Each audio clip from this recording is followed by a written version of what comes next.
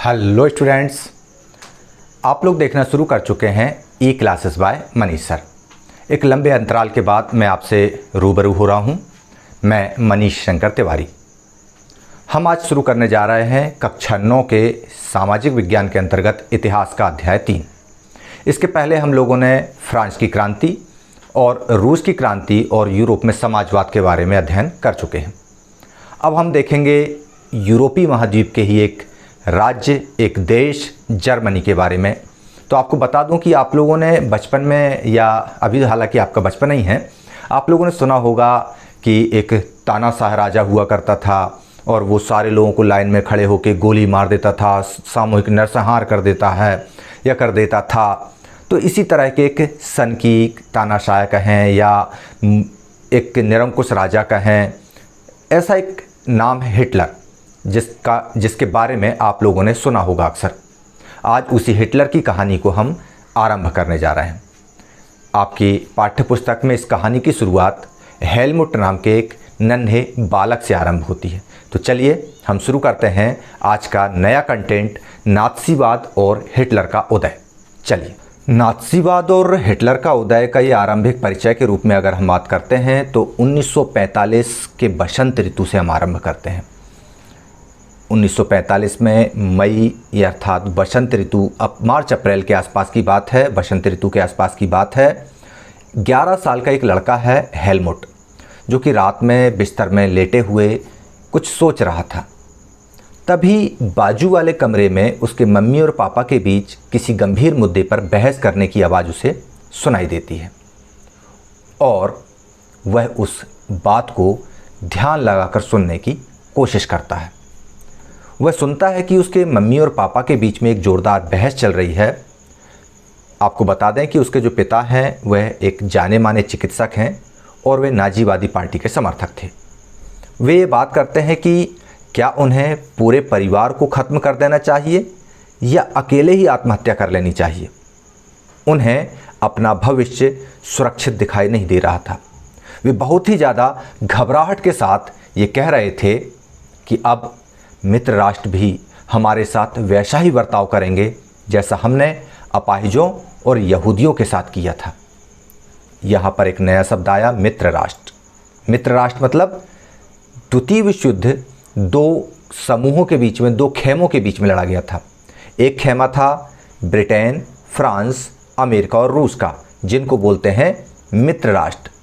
इनके विरोध में लड़ा था जर्मनी, इटली और जापान का खेमा, जिनको धुरी शक्ति या केंद्रीय शक्ति कहा जाता है। तो उसी जर्मनी, जो केंद्रीय शक्ति का एक प्रमुख राष्ट्र था, युद्ध समाप्त होने के बाद जब जर्मनी हार जाता है तब जर्मनी के जो समर्थक थे हिटलर के, उनके मन में घबराहट होती है और वे कहते हैं कि अब हमारे साथ भी वैसा ही व्यवहार होगा जैसा हमने अपाहिजों और यहूदियों के साथ किया था। और दूसरे दिन हेलमुट के पिता अपने बच्चे को लेकर के गार्डन में जाते हैं, उसके साथ नाचते हैं, गाते हैं, संगीत सुनते हैं, खेलते कूदते हैं और वापस शाम को घर आ जाते हैं। शायद हेलमुट का अपने पिता के साथ अपने जीवन का वह बिताया हुआ आखिरी खूबसूरत लम्हा था। इसके कुछ समय बाद अपने ही दफ्तर में हेलमुट के पिता खुद को गोली मारकर ख़त्म कर लेते हैं। हेलमुट की यादों में वह क्षण अभी भी जिंदा है। अब हेलमुट 20 साल का हो चुका है, लेकिन उसके दिमाग में वे 9 साल पुरानी बातें अभी भी घूम रही हैं, जब उसके पिता की खून से सनी हुई यूनिफॉर्म घर के ही अलाव में जला दी गई थी। हेलमुट ने माता पिता के बीच में जो कुछ भी बातचीत सुनी या जो कुछ भी हुआ, उससे उसके दिल और दिमाग पर इतना गहरा सदमा पहुंचा कि अगले 9 साल तक, मतलब 11 वर्ष की उम्र से लेकर 20 वर्ष की उम्र तक उसने घर में एक निवाला भी नहीं खाया। क्यों? क्योंकि उसके हमेशा यही डर लगा रहता था कि कहीं उसकी माँ उसे खाने में जहर न खिला दे। हेलमुट को शायद समझ में नहीं आ रहा था कि यह सब क्या हो रहा है। उस हकीकत से भी वह वाकिफ ना रहा हो, क्योंकि उसकी उम्र वैसी नहीं थी। लेकिन आपको मैं बता दूं कि हेलमुट के जो पिता थे वे नाजीवादी थे। वे हिटलर के कट्टर समर्थक थे और हिटलर जर्मनी को यूरोप का सबसे शक्तिशाली राष्ट्र, सबसे मजबूत राष्ट्र बना देने के लिए कटिबद्ध था, संकल्पित था।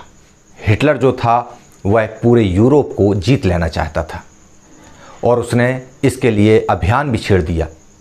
यहूदियों का कत्लेआम मचा दिया। अगर हम ये कहें कि नाजीवाद जो है केवल इक्का दुक्का घटनाओं का ही नाम है तो ये बात नहीं है। नाजीवाद तत्कालीन यूरोप ही नहीं बल्कि दुनिया में एक राजनीतिक व्यवस्था की एक गहरी संरचना का नाम था। पूरी यूरोपीय राजनीतिक व्यवस्था में नाजीवाद एक राजनीतिक संरचना के रूप में स्थापित होने जा रही थी। आपको शायद मैं जो बोल रहा हूँ ये चीज़ समझ में नहीं आ रही होगी कि ये क्या बोल रहा हूँ, लेकिन चलिए हम नाजीवाद क्या था इसको समझने की कोशिश करते हैं। इस अध्याय को जैसे जैसे आगे बढ़ाएंगे आप नाजीवाद, हिटलर और उसके कारनामों के बारे में जानते जाएंगे। हम आगे बढ़ें उसके पहले हम जो मुद्दा था हेलमुट के पिता का, कि आखिर हेलमुट के पिता ने आत्महत्या क्यों की, भविष्य के प्रति उनके मन में ऐसा कौन सा भय था जिसकी वजह से उनको यह कदम उठाने के लिए मजबूर होना पड़ा। चलिए हम थोड़ा उसको समझ लेते हैं। मई 1945 की बात है ये। जर्मनी ने मित्र राष्ट्रों के सामने सरेंडर कर दिया था। मित्र राष्ट्र कौन थे अब आपको बताने की ज़रूरत नहीं है। ब्रिटेन, फ्रांस, सोवियत रूस और इसके बाद अमेरिका उसमें शामिल हो गया, तो ये मिलकर कहलाए मित्र राष्ट्र। इनके सामने जर्मनी ने सरेंडर कर दिया। जर्मनी का जो शासक था हिटलर, उसको बहुत अच्छे से अंदाज़ा हो चुका था कि अब लड़ाई का क्या हश्र होने वाला है, लड़ाई का क्या परिणाम होने वाला है। और इसलिए ये जो सर्किल में आपको दिख रहा है हिटलर, जिसकी मूंछें टूथ ब्रश की तरह दिखाई दे रही हैं, इस टूथ ब्रश की तरह मूंछों वाला यह व्यक्ति बहुत ही खतरनाक था। और उसका प्रचार मंत्री गोबल्स, जो कि ये नीले सर्किल में दिखाई दे रहा है, इन्होंने बर्लिन नाम की एक जगह है वहाँ पे एक बंकर में गए और अपने पूरे परिवार के साथ अप्रैल में आत्महत्या कर ली।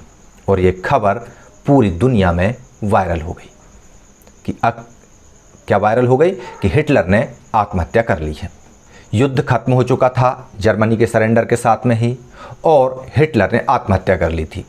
युद्ध समाप्त होने के बाद में न्यूरेमबर्ग नाम की एक जगह में अंतर्राष्ट्रीय सैनिक अदालत स्थापित की गई। अदालतें हमेशा न्याय के लिए स्थापित की जाती हैं, तो डेफिनेटली यहाँ पे भी द्वितीय विश्व युद्ध समाप्त हो गया। न्यूरेमबर्ग में सैनिक अदालत अंतर्राष्ट्रीय स्तर की स्थापित की गई और उसमें शांति के विरुद्ध किए गए अपराधों, मानवता के खिलाफ किए गए अपराधों और युद्ध अपराधों, तीन अपराध, शांति के विरुद्ध, मानवता के विरुद्ध और युद्ध अपराध के रूप में नात्सियों के खिलाफ, जो नात्सी युद्धबंदी थे उनके खिलाफ मुकदमा चलाए जाने की जिम्मेदारी इस अंतर्राष्ट्रीय सैनिक अदालत को दी गई। युद्ध के दौरान जो जर्मनी का व्यवहार था वह इंसानियत के खिलाफ था, अत्यंत क्रूर, नैतिकता का जिससे कोई वास्ता नहीं। कई अपराधों की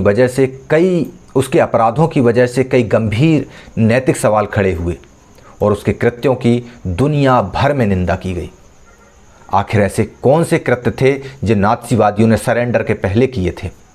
आखिर ये कृत्य क्या थे? चलिए हम इसको समझने की कोशिश करते हैं। दूसरा विश्व युद्ध आरंभ हो चुका था 1939। इस दूसरे विश्व युद्ध की आड़ में जर्मनी ने नरसंहार करना शुरू कर दिया। नरसंहार का मतलब आप समझ सकते हैं कि सामने बहुत सारे लोगों के समूह को खड़ा करके और एक साथ उनको मार डाला जाना। लेकिन किन लोगों को मारना? यूरोप में रहने वाले कुछ खास किस्म के, खास नस्ल के लोगों को निशाना बना रहे थे ये लोग, उनको सामूहिक रूप से मार रहे थे ये लोग। वे लोग कौन थे? उनमें थे 60 लाख यहूदी मारे गए, जिप्सी 2 लाख मारे गए और पोलैंड के नागरिक भी 10 लाख की संख्या में इन्होंने मार डाले।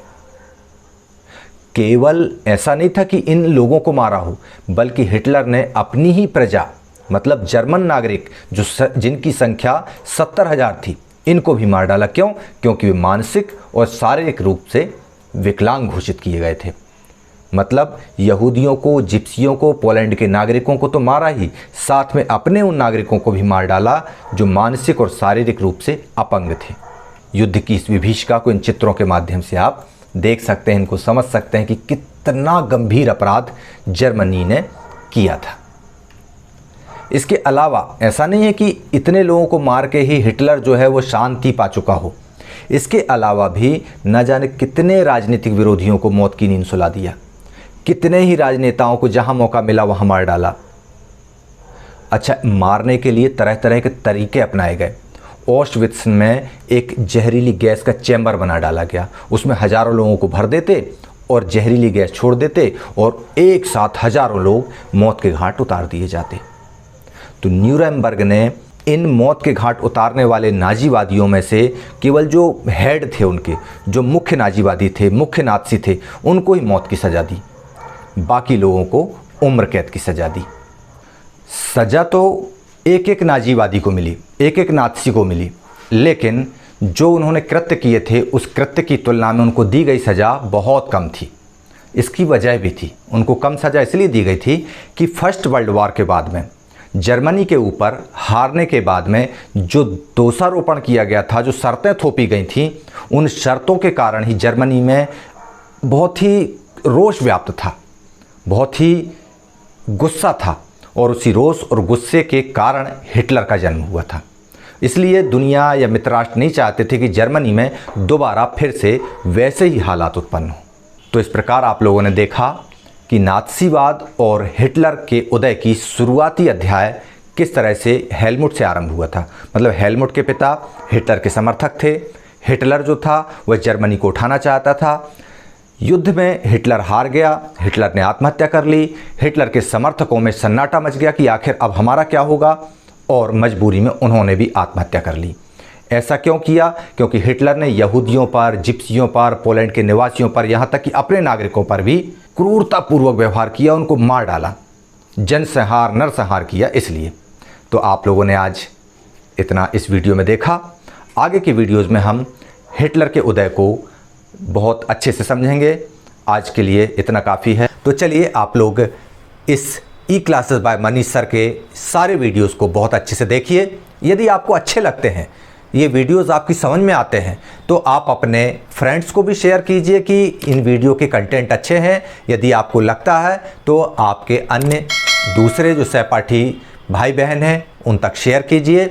और अच्छा अगर आपको कंटेंट लगता है तो लाइक भी कीजिए, चैनल को सब्सक्राइब कीजिए और देखते रहिए ई क्लासेस बाय मनीष सर। मुझे इजाज़त दीजिए। जय हिंद।